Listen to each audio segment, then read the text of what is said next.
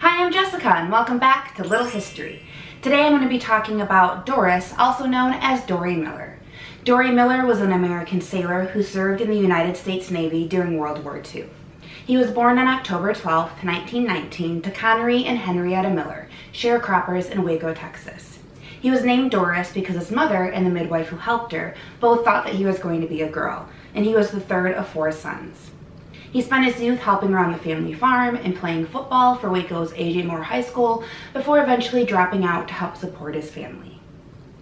On September 16, 1939, shortly before his 20th birthday, Dory enlisted in the United States Navy and trained at the Naval Station in Norfolk, Virginia, where he was promoted to Mess Attendant 3rd Class, one of the only positions open to black sailors at the time. Dory was eventually assigned to the battleship the West Virginia, and it was on that ship that he started competition boxing. At 6 feet 3 inches tall and weighing over 200 pounds, Dory quickly became the ship's heavyweight champion. He was once again promoted February 16, 1941 to Mess Attendant 2nd Class. On December 7, 1941, Dory's life and the lives of the American people would forever change when the Japanese aircraft carrier Akagi launched the first of 9 torpedoes that hit the West Virginia at Pearl Harbor. Dory had just served breakfast and was collecting laundry when he heard the battle station alarm go off. Dory headed for his battle station, an anti-aircraft battery magazine amidship, but it had been destroyed by torpedoes. He then headed to a central spot aboard the ship to report himself available for duty. Because of his size and powerful build, Dory was recruited to help move the captain, who had been hit by shrapnel and had a wound to his abdomen. The captain refused to leave his post, so Dory and another sailor moved the wounded man to a sheltered spot behind Conning Tower where he continued to give orders. After being ordered to just feed ammo into one of the machine guns, Dory took it upon himself to start firing one of the unmanned anti-aircraft guns, where he fired until it ran out of ammunition. Dory was then ordered to help move the partially conscious captain up to the navigation bridge, where he died soon after. Eventually, the Japanese aircraft carrier dropped 2 armor-piercing bombs onto the deck of the battleship and launched 5 torpedoes into her port side. Dory Miller then helped move injured sailors to the quarterdeck through oil and water, helping to save the lives of countless people before abandoning the sinking ship with the rest of the survivors. After the attack on Pearl Harbor, Dory was transferred to the heavy cruiser, the Indianapolis, and on December 15th, the Navy released a list of commendations for actions on December 7th. Doris Miller was not listed by name. Instead, there was a single commendation for an unnamed Negro among the list of those honored.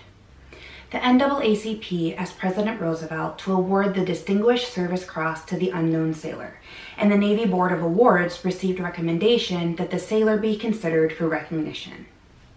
On March 12, 1942, an Associated Press article named Doris Miller as the unknown sailor, thanks in part to the research by Dr. Lawrence Reddick, who corresponded with the Navy Board to help learn Dory's identity. Soon after, Senator James Meade, a Democrat from New York, introduced a Senate bill to award Doris Miller with the Medal of Honor, and Representative John Mingo Sr., a Democrat from Michigan, introduced a matching House bill. However, Georgia Democrat Carl Vinson, the House of Representatives chairman of Naval Affairs, argued that Doris Miller's actions were not deserving of the nation's highest award for valor. And the Secretary of the Navy, William Franklin Knox, and the congressional delegation from Miller's own home state of Texas seconded him.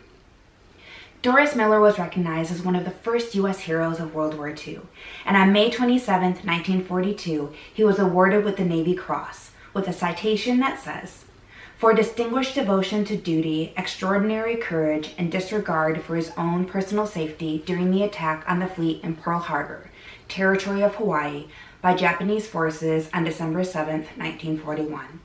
While at the side of his captain on the bridge, Miller, despite enemy strafing and bombing, and in the face of serious fire, assisted in moving his captain, who had been mortally wounded, to a place of greater safety, and later manned and operated a machine gun directed at enemy Japanese attacking aircraft until ordered to leave the bridge." At the time, this was the 3rd highest Navy award for gallantry during combat, after the Medal of Honor and the Distinguished Service Medal. But on August 7, 1942, Congresspeople revised this order, placing the Navy Cross above the Distinguished Service Medal. Dory's heroism helped make him a nationwide celebrity, and even newspapers like the Pittsburgh Courier were advocating for him, demanding that Secretary Knox return Dory home so that he may perform the same service among his people that the white heroes are performing among their people. The editor would also go on to say that the greatest honor that the Navy could pay Doris Miller would be for it to abolish forthwith the restrictions now in force so that Black Americans can serve their country and their Navy in any capacity. This action by the Navy would not only reward a hero, but would serve dramatic notice that this country is in fact a democracy and an all-out war against anti-democratic forces. Eventually, Dory was allowed to return home on a war bonds tour.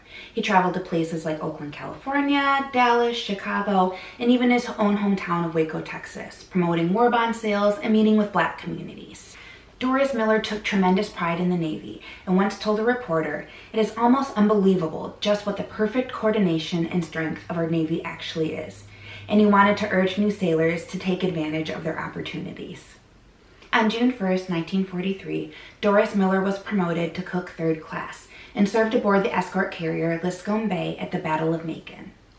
On November 24th, 1943, the ship was hit by a torpedo from a Japanese submarine, causing it to sink in only 23 minutes. Out of the 900 crew members, only 272 survived. On December 7th, 1943, Dory's parents were informed that he was missing in action, and on November 25th, 1944, Doris Miller was officially declared deceased by the Navy. This year, on Martin Luther King Jr. Day, and over 75 years after Doris Miller's death, Acting Secretary of the Navy Thomas Modly announced that the next aircraft carrier, CVN-81, will be named after Doris Miller. Until now, aircraft carriers have been named after U.S. presidents, military leaders, and famous battles, and this is the first time that an African American or an enlisted service member will be honored this way. If you want to learn more about Doris Miller, I'm going to go ahead and leave some links in the description down below, as well as some places you can go visit, like the Doris Miller Memorial in Waco, Texas, the Pearl Harbor Memorial in Honolulu, Hawaii, or the National World War II Museum in New Orleans, Louisiana, which I've actually had the chance to visit a couple of times, and it's really awesome because when you go there, you're given a little card that they call a dog tag to scan at these different stations throughout the museum, and you can follow the story of someone who served during the war. And the first time I went to the museum, I actually got Doris Miller's dog tag. So it was really awesome. I got to follow his story as I went throughout and looked at all the exhibits, and it really made that experience so much better. So check it out if you're ever in the area, and please let me know in the comments down below if there are any people or events you'd like me to research and talk about on this channel, and I'll see you the next time on Little History.